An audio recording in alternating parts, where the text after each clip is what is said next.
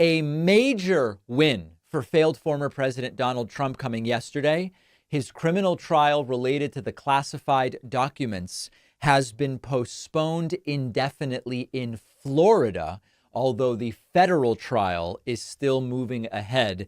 This is a major, major deal for Donald Trump and something many of us have been worried about, given the Judge Aileen Cannon's apparent biases towards the failed former president. The Washington Post reports Judge indefinitely delays Trump's classified documents trial in Florida.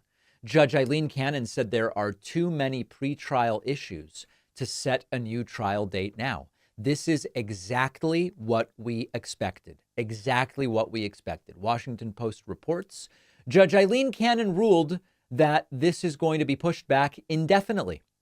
The judge originally set the Florida trial date for May. That seemed unlikely for months. Cannon still needed to make decisions on a number of key legal issues before a jury can hear the case. At a scheduling hearing in Florida, March 1, Trump's lawyers pushed to start the trial after the election, an election in which Trump is the presumptive Republican nominee. Prosecutors said, please start the trial early in July.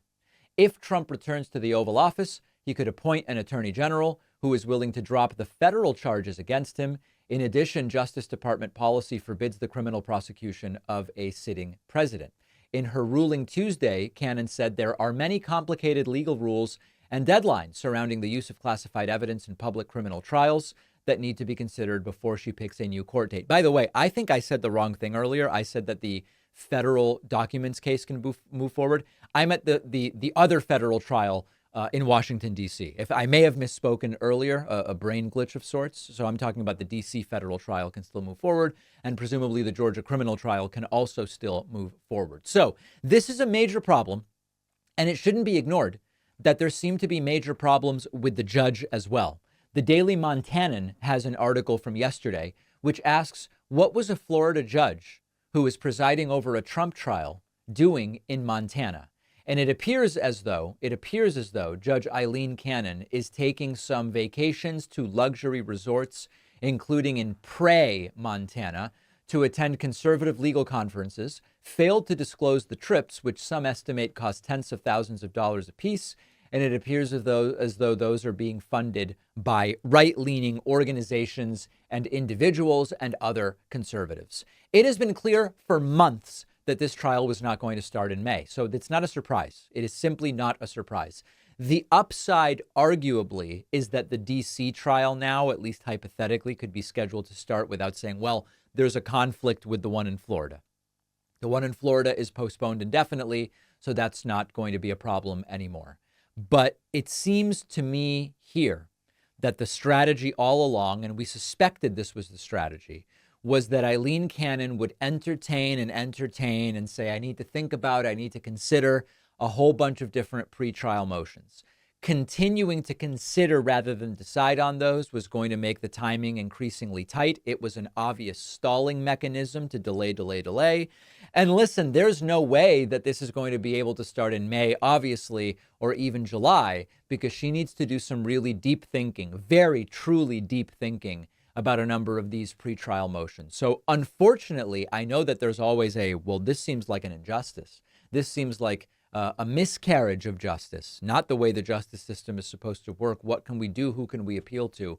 It is really not apparent from the opinions of legal analysts that I'm reading that too much can be done about this. And it is certainly conceivable that this trial will indeed be delayed until after the election, at which time, if Trump wins, he may have a number of different mechanisms for ultimately getting this case dismissed. So that's where we are.